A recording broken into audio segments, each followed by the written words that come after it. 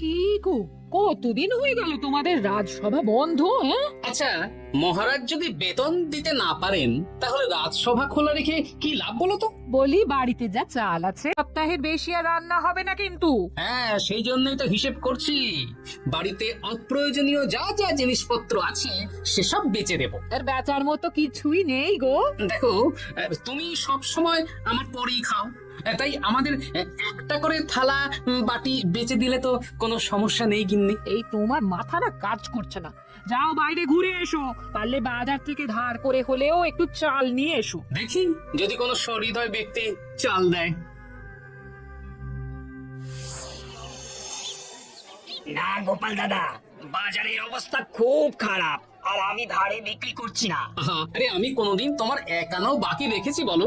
আমি বুঝতে পারছি গোপাল দাদা, কিন্তু আমিও নিরুপায়। গত মাসের বেতন এখনো পাইনি। মহারাজ অনির্দিষ্ট কালের জন্য রাজসভা বন্ধ রেখেছেন। বিশ্বাস করো, বিশ্বাস করো, বেতন পেলেই তোমার ধার আমি মিটিয়ে দেবো। এই সপ্তাহ খানেক আগে একই কথা বলে সেনাপতি ধারে 25 কেজি চাল নিয়ে গেছেন। এখন ওনার কোনোই পাত্তা নেই। কি যে করি, কাছের বন্ধু বলতে বিজ্ঞানী আর সভাকবি। দেখি ওদের বাড়িতে একবার ঢুঁ মেরে।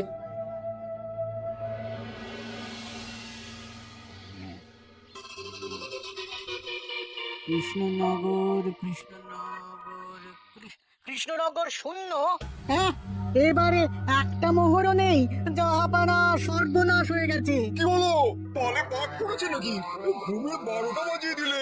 জাহাপানা, এবারে কৃষ্ণনগর থেকে একটা মোহরও খাজনা আসেনি। হ্যাঁ, বলো কি? 1 মাস আগে বাৎসরিক খাজনা দেওয়ার শেষ দিন ছিল, কিন্তু এখনো একটা মোহরও খাজনা আসেনি। না জাহাপানা। পড়েছে বেগমের জন্য হীরের হার, হীরের কানের দুল, হীরের নাকছাবি বানাতে দিয়েছি। উজির, যা হোক করে কৃষ্ণনগর থেকে আমার খাজনা চাই চাই। তাহলে তো কৃষ্ণচন্দ্রকেই তলব করতে হবে। যা করার করো। বাবা, এই সময় তোমার শখ হয়েছে ময়না পোষা? আরে না না, আমি পুষিনি। একটা পশ্চিমের গ্রামে কদিন আগে ঘুরতে গিয়েছিলাম। আচ্ছা, ওখান থেকে নিয়ে এসেছো? না, তাও আনিনি। ছোলা খেতে দিয়েছিলাম, দেখে তারপর আমার পিছনে পিছনে উড়ে উড়ে চলে এসেছে। বাবা, কিন্তু ভালো কথা। বিয়ে তো করলে না, তাও একটা সঙ্গী জুটেছে। এ দেশি পাখি নয় গোপাল, এ ময়না কথা বলে, দেখবে? এই ময়না, বলো তো গোপাল এসেছে। আরে বাস, বলো তো গোপালের ভুঁড়ি আছে আমার নেই। বেশ বেশ বেশ। এ ভোরবেলা আমার কাছে আসে, সারাদিন আমার কাছে থাকে, আমার সন্ধে হলেই নিজের বাসায় নিজে নিজেই ফিরে যায়। বুদ্ধিমান পাখি। ওই গ্রামে শাখে শাখে ঝাঁকে ঝাঁকে ময়না। বেশ, বুঝলাম। তা বিজ্ঞানী, তোমার কাছে আমি আসলে একটা দরকারে এসেছি। তুমি বলো কি দরকার? আসলে ওই টানাটানির সংসার চলছে, বুঝলে? বাড়িতে চাল বাড়ন্ত, কদিন পরে হাঁড়ি চড়বে না। তুমি কিছু পয়সা ধার দিতে পারবে? আরে এমন করে বলছো কেন? আমার তো সংসার নেই, এত খরচও নেই।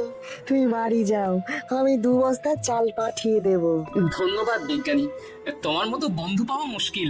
বন্ধুত্বে এসব ধন্যবাদ দেওয়ার দরকার নেই, একে অপরের পাশে থাকলেই হলো।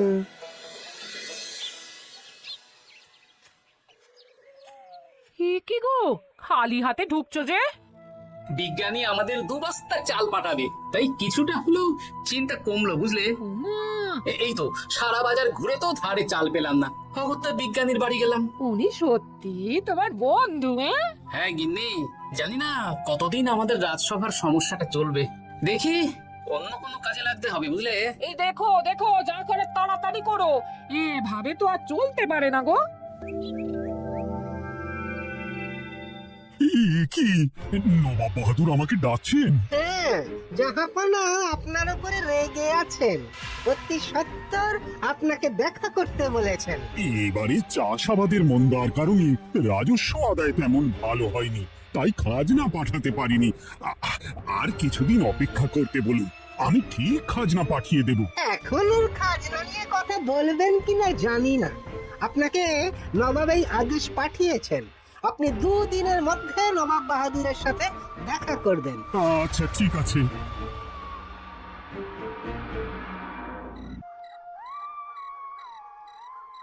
মহারাজ, এই বিপদের সময় আপনাকে একমাত্র একজনই সাহায্য করতে পারে, আর সে হলো গোপাল। আমি কোন মুখে গোপালকে ডাকবো বলো তো রানী? দীর্ঘদিন ওদের বেতন দিতে পারছি না। গোপাল এরকম স্বার্থপর মানুষই নয় যে নিজের কাজের সময় কাজী আর কাজ পূরণে বাজি হয়ে যাবে। আপনি একবার বলেই দেখুন না। বেশ, তাহলে আগামীকাল সকালেই গোপালকে ডেকে পাঠাচ্ছি।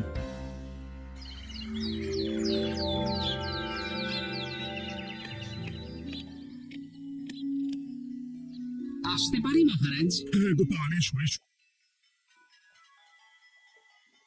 মহারাজ আমাকে হঠাৎ ডেকে পাঠালেন যে? আসলে নবাব বাহাদুর বলেছেন ওখানে যেতে হবে, কারণ এবারে কৃষ্ণনগর থেকে কোনো খাজনা পৌঁছয়নি। মহারাজ, আপনি গেলেও বিপদ, না গেলেও বিপদ। হ্যাঁ, সেটাই তো আমাকে সবচেয়ে বেশি ভাবাচ্ছে, কিন্তু না গেলেই যে নয়। তাহলে এক কাজ করি মহারাজ, আমিও বরং আপনার সাথে যাই। যা বিপদ আসবে একসাথে লড়বো। ওহ, গোপাল, তুমি যেন আমার বুক থেকে পাথর নামিয়ে দিলে। তোমাকে যে কি বলে ধন্যবাদ জানাবো। তাহলে কখন বেরোবেন বলুন? আজকে সন্ধ্যের দিকে বেরিয়ে পড়বো, তাহলে কাল সকাল সকাল মুর্শিদাবাদ পৌঁছে যাব। কতদিন থাকতে হবে তো কিছু জানি না, তাহলে ওই 3-4টে জামা কাপড় ধুতি নিয়ে নেব, কি বলেন? হ্যাঁ হ্যাঁ, তাই নিও। তাহলে সন্ধ্যেবেলা রাজবাড়িতে এসো, একসাথেই বেরিয়ে পড়বো। আচ্ছা মহারাজ। বলি, তোমার কি মুর্শিদাবাদে না গেলেই নয় গো? আমাকে তো যেতেই হবে গিন্নি। জানি নবাব বাহাদুর কিভাবে ছক করে কল করে, তুমি সাবধানে থেকো গো। দেখো, আমি যখন যাচ্ছি তখন নবাব বাহাদুরকে এবার সাবধানে থাকতে হবে। ঠিক আছে ঠিক আছে, মাথা ঠান্ডা রাখবে, বেশি ওস্তাদি করতে যাবে না। এমনিতেই আমাদের অবস্থা এখন ভালো নয়। আরে তুমি অতিরিক্ত চিন্তা করো না তো গিন্নি। জাহাপনা, কন্যাগুলো কবে আসবে? এখনো 2-3 দিন সময় লাগবে বেগম। এত সময় লাগছে কেন জাহাপনা? দেশের কোণে কোণে খুঁজে সেরা সেরা হিরে দিয়ে বানানো হচ্ছে যে, সময় তো লাগবেই বেগম। তাহলে তো অনেক খরচ হচ্ছে। তাও হচ্ছে বটে, কিন্তু তোমার জন্য আমি সব করতে পারি। আমাদের মুর্শিদাবাদের হীরালালের হাতের কাজ দেশের সেরা। আপনি সত্যি আমাকে ভালোবাসেন, আমার জন্য এত খরচ করে গয়না বানিয়ে দিচ্ছেন। তুমি খরচ নিয়ে এত চিন্তা করো না। কৃষ্ণনগর থেকে এই বছর ভালো খাজনা প্রাপ্য ছিল, কিন্তু এখনো একটা কানাকড়িও আসেনি। তাহলে আপনার গয়না বানাতে যা খরচ হবে সব আপনার সিন্ধুক থেকে দিয়ে দেবেন। না না না, কৃষ্ণনগর থেকেই আদায় করব, ওকে তলব করেছি। আচ্ছা, সহিস, গাড়ি ছাড়ো। যথাজ্ঞা মহারাজ। এই,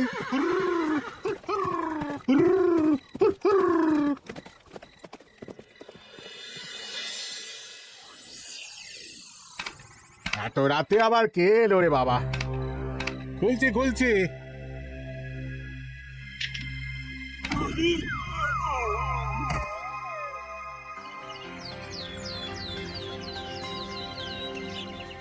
সর্বনাশ হয়ে গেছে জাহাপানা। কি হয়েছে হীরালাল? নবাব বাহাদুর, মহারাজ কৃষ্ণচন্দ্র আর গোপাল এসেছেন আপনার সাথে দেখা করতে। ওদের দরবারে আসতে বলো।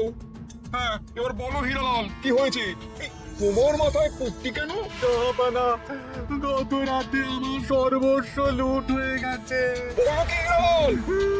তোমার কাছেই তো বেগমের হীরের সব গয়নাগাটি বানাতে দিয়েছিলাম। হ্যাঁ জাহাপানা, সব গেছে। আমার মাথায় মেরে সব লুট করে নিয়ে গেছে। এবার আমি কি করবো জাহাপানা? বেগম সাহেবা, আপনার গয়না যে হীরালাল শেখের কাছে জাহাপনা বানাতে দিয়েছিলেন, ওনার সব লুট হয়ে গেছে। মানে? আমি এক্ষুনি নিজের কানে শুনে এলাম, এখন হীরালাল শেখরা এসেছে। আমি এক্ষুনি যাচ্ছি। কি করবো জাহাপানা? আমার তো সব শেষ হয়ে গেল। আমি কোনো কথা শুনতে চাই না, আমার ওই হীরের গয়নাগুলো চাই। চাই বললেই তো পেয়ে যাবে না। এখন এই গয়না শুধু নয়, হীরালালের সব সোনা দানা চুরি হয়ে গেছে। সেগুলো খুঁজে পেতে হবে। বিগত কয়েক বছর আমার মুর্শিদাবাদে কোনো চুরি ডাকাতি হয়নি। প্রত্যেকটা গ্রামবাসী সুখে শান্তিতে আছে। বাইরের কোনো শত্রু আসারও সুযোগ নেই।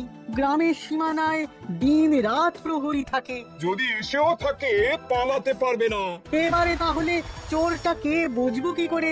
এসব সামান্য চোর ধরার কাজ আমার কাছে নস্যি। জাহাপনা, আপনি যদি কৃষ্ণনগরের এবছরের খাজনা মকুব করে দেন, তাহলে আমি চোর ধরার ক্ষেত্রে সাহায্য করতে পারি। ঠিক আছে কৃষ্ণচন্দ্র, তোমার এই গোপাল যদি চোর ধরে নিতে পারে তাহলে এবছরের খাজনা মুকুব। আগে আমি ওই শেখরার সাথে একান্তে কিছু কথা বলতে চাই। বেশ, প্রহরী প্রহরী, তুমি গোপাল আর শেখরাকে একটা ঘরে নিয়ে যাও। আসুন। এবার আপনি চুরির ঘটনাটা বলুন। চুরি না ডাকাতি। সে যাই হোক, বলুন বলুন। গতকাল রাতে, তারপর সকালে জ্ঞান ফিরে ঘরে গিয়ে দেখি সব ফাঁকা। আমার ঘরের সাথেই লাগোয়া দোকান। আচ্ছা, দেখুন, আমি আপনার কথা শুনে আর একটু আগের যা আলোচনা শুনলাম তার থেকে মনে হচ্ছে এই চোর স্থানীয় চোর। কি করে বুঝলেন? কারণ বাইরের চোর হলে তো এত নিখুঁত কাজ করা সম্ভব নয়। চোর নিশ্চয়ই আপনাকে ব্যক্তিগতভাবে চেনে। হ্যাঁ, এবার মশাই আপনি বলুন তো, আপনার কোনো শত্রু আছে? না, শত্রু নেই তেমন। আমার সাথে কারো সম্পর্ক খারাপ নেই। আর আমাদের পাড়ায় সবাই ব্যবসায়ী, সবাই সম্ভ্রান্ত লোকজন। বেশ, তাহলে সব ব্যবসায়ীদেরকেই রাখতে হবে। আমি নবাব বাহাদুরকে বলে দিচ্ছি, আপনি এখন আসুন। নবাব বাহাদুর, আপনি ওই গ্রামের সকল ব্যবসায়ীদের আপনার মহলে ডাকার ব্যবস্থা করুন। সবাই কিন্তু বেশ সম্ভ্রান্ত ব্যবসায়ী। সে হোক না, ওই গ্রামে তো সবাই ব্যবসায়ী, আর বাইরের কোনো লোক গ্রামে ঢোকেনি বা বাইরেও যায়নি। তাই যদি কেউ চোর থেকে থাকে তাহলে ওই ব্যবসায়ীদের মধ্যেই আছে। বেশ, আমি সবাইকে আমার মহলে নিয়ে আসার ব্যবস্থা করছি। আর একটা ফাঁকা বড় ঘর চাই, যেখানে চোর ধরার পরীক্ষা হবে। আর সেই ঘরে আমাদের কৃষ্ণনগরের ঘোড়া চোর ধরবে। হ্যাঁ, ওরা চোর ধরবে? হ্যাঁ, যে ঘোড়ার গাড়িতে আমরা এসেছি সেই ঘোড়া। যদি চোর না ধরতে পারো তাহলে পুরো খাজনা তো গায়ের জোরে নেব, সাথে সাথে কৃষ্ণনগরটাও কেড়ে নেবো। আমার উপর একটু ভরসা রাখুন নবাব বাহাদুর, আর যা বললাম করুন। বেশ, শুনুন, এই ঘরে আমার এক প্রিয় ঘোড়া আছে, আর সামনে একটা বালতিতে ছোলা সেদ্ধ রাখা আছে। আপনারা সকল ব্যবসায়ীগণ একে একে যাবেন, দরজা ভিতর থেকে বন্ধ করবেন, আর ঘোড়াকে এক মুঠো করে ছোলা খাইয়ে ফিরে আসবেন। তারপর কি বাড়ি চলে যাব? না, সবার ছোলা খাওয়ানো হয়ে গেলে আমি ঘোড়ার কাছে যাব, আর ঘোড়া কানে কানে আমাকে বলে দেবে কে চোর। তাহলে আর দেরি কেন, সবাই একে একে যাও।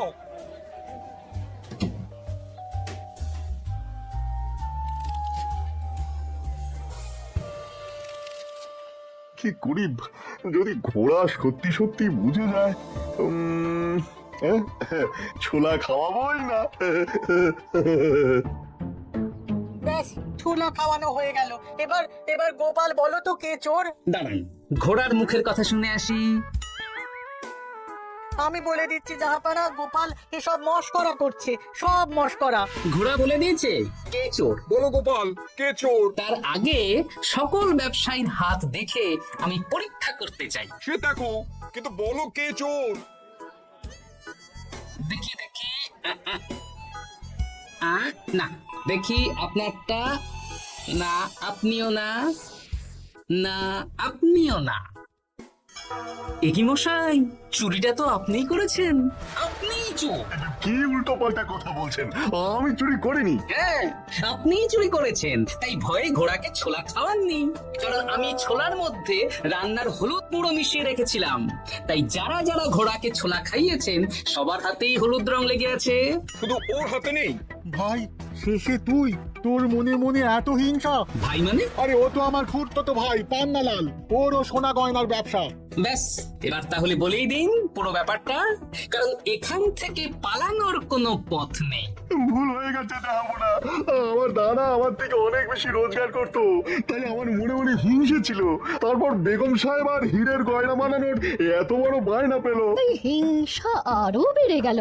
আর তুই চুরি করলি? চুরির সব জিনিস কোথায় আছে? আমার বাড়িতেই আছে যাবো না। সাব্বাস গোপাল, সাব্বাস, তোমার কি বুদ্ধি! তাহলে জাহাপানা কথা মতন আমাদের এই বছর তাহলে খাজনা দিতে হচ্ছে না। না, কথা যখন দিয়েছি তখন আমি তো আর কথার খেলাপ করতে পারি না। আচ্ছা গোপাল, তোমার তো এত বুদ্ধি, আমার একটা শখ পূরণ করতে পারবে? কি শখ বলুন নবাব বাহাদুর। আমার অনেক দিনের ইচ্ছে একটা হাওয়া মহল বানাবো, কিন্তু ঘরামি রাজমিস্ত্রি কেউই বানাতে পারবে না বলছে। তুমি কি বানিয়ে দিতে পারবে? আগে পারবো জাহাপনা, কিন্তু তার বদলে আমি কি পাবো? আগামী 5 বছর কৃষ্ণনগরের খাজনা মুকুব, আর তোমাকে আমি 100 মোহর উপহার দেবো। বেশ, তাহলে আপনি আমাকে দিন 7 সময় দিন, আর 7 দিন পরে আমার বাড়ির সামনে চলে আসুন। হাওয়া মহল বানিয়ে রাখবো, আপনি নিয়ে যাবেন। বেশ, তাহলে 7 দিন পরে কৃষ্ণনগরে দেখা হচ্ছে। যদি না বানাতে পারো তাহলে কিন্তু আগামী 5 বছর কৃষ্ণনগরকে দ্বিগুণ খাজনা দিতে হবে, এই আমি বলে দিলাম। বেশ, রাজি?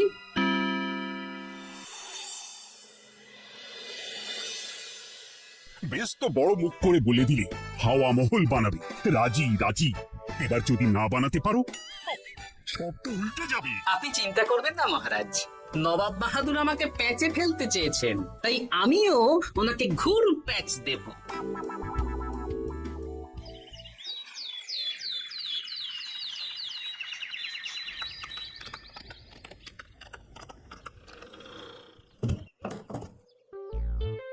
কি গোপাল, আরে কোথায় আমার হাওয়া মহল? 7 দিন হয়ে গেছে তো, তাই মহল দেখতে চলে এলাম। কাজ একদম শেষ পর্যায়ে, চলুন পশ্চিমের মাঠে চলুন। গিনি, তুমি মহারাজকে খবর দাও আর বলো পশ্চিমের মাঠে চলে আসতে। আরে তাড়াতাড়ি কর, তাড়াতাড়ি কর। ওই দেখুন, আপনার হাওয়া মহল তৈরি হয়ে গেছে। কই? উপরে দেখুন। ওরে, নবাবের হাওয়া মহল বলে কথা, ইট কাঁথা হয়ে গেছে। এবার রং কর, রং কর। হাওয়া মহল রং করছি তো, এত তাড়া দিস না। আরে তাড়াতাড়ি কর, তাড়াতাড়ি কর। আরে এসব আবার কি? হ্যাঁ, ময়না পাখি হাওয়া মহল তৈরি করছে। হ্যাঁ, হাওয়া মহল তো, তাই হাওয়াতেই তৈরি হচ্ছে। হাওয়া তো আর চোখে দেখা যায় না, আমি তৈরি করিয়ে দিয়েছি। এবার জাহাপানা আপনি নিয়ে যান। হয়ে গেল, এবারেও গোপাল দাও মেরে দিল। মানে আমি কি করে? সে তো জানি না জাহাপনা, আপনি বলেছিলেন হাওয়া মহল বানিয়ে দিতে হবে, আর আমি আপনার আবদার পূরণ করেছি। এখন আগামী 5 বছর আমরা খাজনা মুক্ত। সাব্বাস গোপাল। ওরে, রংটা ভালো করে কর, ভালো করে কর। নবাবের হাওয়া মহল। গোপাল, তুমি সত্যিই বুদ্ধিমান, তোমার বুদ্ধির জবাব নেই। শোনো, আগামী 5 বছর কৃষ্ণনগরের খাজনা মুকুব, আর এই নাও তোমার 100 মোহর উপহার। এবার বলো, তুমি এই অসম্ভবকে সম্ভব করলে কি করে? আমি বুঝতেই পেরেছিলাম, আপনার মুর্শিদাবাদের চোর ধরার পরে আপনি আমাকে যখন হাওয়া মহল বানাতে বললেন, তখন নিশ্চয়ই কোনো উদ্দেশ্য আছে। কারণ আপনি তো মন থেকে চাননি যে খাজনা না দিয়ে আমরা মুক্তি পাই। তাই গোপাল এই চালটা চাললো। যদিও আমি গোপালকে একটু সাহায্য করেছি। কিরকম সাহায্য? কদিন আগে আমি বিজ্ঞানীর ঘরে গিয়ে দেখি একটা ময়না হুবহু মানুষের মতন কথা বলছে, আর বিজ্ঞানী বলল এরকম অনেক ময়না পাখি আছে। ব্যাস, এই 1 সপ্তাহ ধরে আমি ময়নাগুলোকে বিভিন্ন বলি শেখালাম, আর ওরা সেগুলোই বলে চলেছে। হ্যাঁ নয়, হ্যাঁ। ওরে, রংটা ভালো করে কর, ভালো করে কর। নবাবের হাওয়া মহল। মহারাজ, 100 মোহর আপনি রাখুন। আমাদের সব সভাসদদের এই মোহর থেকেই আপাতত বেতন দিয়ে রাজসভা শুরু করুন। ধন্যবাদ গোপাল, তোমাকে আমার সভাসদ পেয়ে আমরা সবাই ধন্য। আর বিজ্ঞানীকেও